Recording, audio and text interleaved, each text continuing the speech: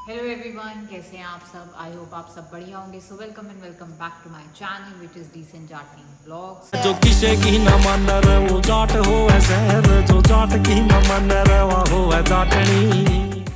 आज मैं आपके लिए वीडियो लेके आई हूँ एक बहुत ही सेंसिटिव टॉपिक पर, जो कि है इंटर रिलीजन मैरिजेस के ऊपर। इंटर रिलीजन मैरिज और इंटर फेथ मैरिजेस।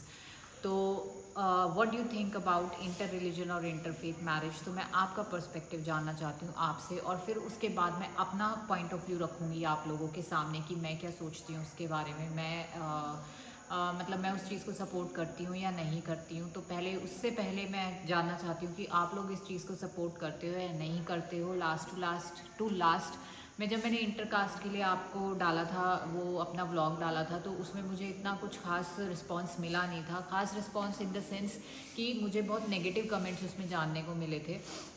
इतना पॉजिटिव उसमें कुछ था नहीं, बट ठीक है, कुछ पॉजिटिव भी थे। तो अगर 10 नेगेटिव थे तो 4 पॉजिटिव थे, तो मेरे लिए उतना ही बहुत था कि कुछ लोग हैं जो मेरे तरीके से भी सोचते हैं। जो मेरी यूट्यूब फैमिली है उसमें कुछ लोग ऐसे भी हैं जो कि इस चीज़ को सपोर्ट करते हैं। तो मुझे खुशी हुई थी उन 4 कमेंट्स को पढ़ से के भी। बातचीत कर लेती हूँ।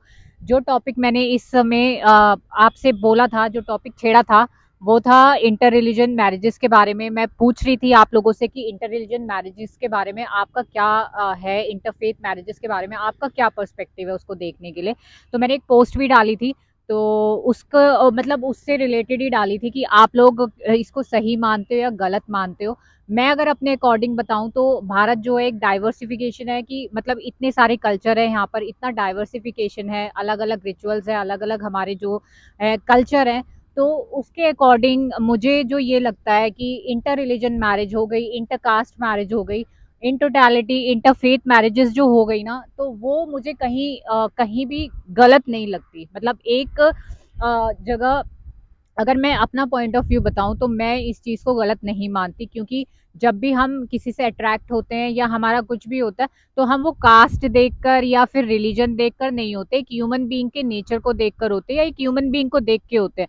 तो मेरा पर्सपेक्टिव का ये है कि जब मेरा पर्सपेक्टिव ये है कि जब भी दो बंदों, मतलब जो भी दो सोल हैं जो मैरिज शादी करते हैं या फिर एक दूसरे के साथ अट्रैक्शन में आते हैं, तो वो रिलीजन को नहीं, ना कास्ट को देख के, वो एक ह्यूमन नेचर को देख के आते हैं।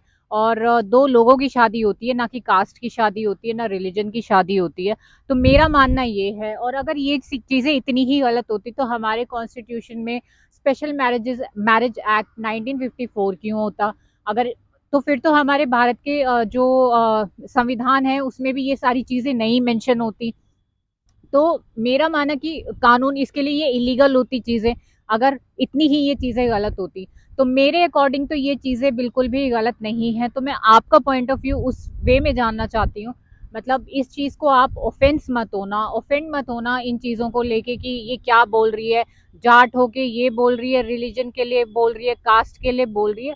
लेकिन मैं आप लोगों को बता दूं, आप भी लोग पढ़े लिखे हैं। मेरी जो यूट्यूब फैमिली है, इतना तो मतलब होगी कि मैं इतना समझती हूँ कि वो लोग इतने पढ़े लिखे हैं कि ये जानते होंगे कि हमारे आर्टिकल 16 में क्या लिखा हुआ है। आर्टिकल 16 ये कहता है there should be no discrimination on the basis of caste, sex, religion.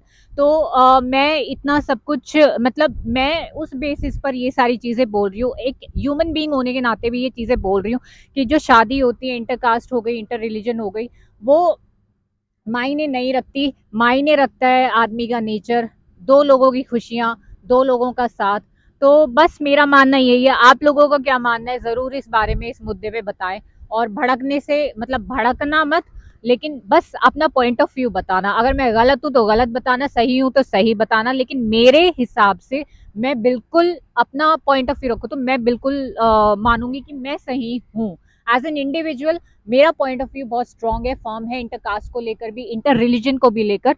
तो ये दोनों चीज़ें मैं जो है मैं सपोर्ट करती हूँ इन चीज़ों को। मैं चाहती हूँ कि जो चीज़ें हैं ना वो बदलें, चेंजेस आए। क्योंकि अगर हम पहली सदियों में ही जीते रहेंगे ना, तो हमारे भारत में कोई चेंज नहीं आएगा, ये नहीं होगा। तो थोड़ा सा आप लोग भी उस पॉइंट ऑफ व्यू से सोच कर देखो कि शादी जो होती है, रिलीजियस, सेक्स, कास्ट इन सब को लेकर नहीं होती, दो ह्यूमन बीइंग के बीच में होती है।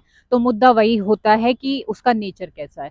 तो मेरी बात से कितने सहमत है आप लोग ज़रूर बताना, कमेंट बॉक्स में कमेंट करके बताना बिना ऑफेंस हुए।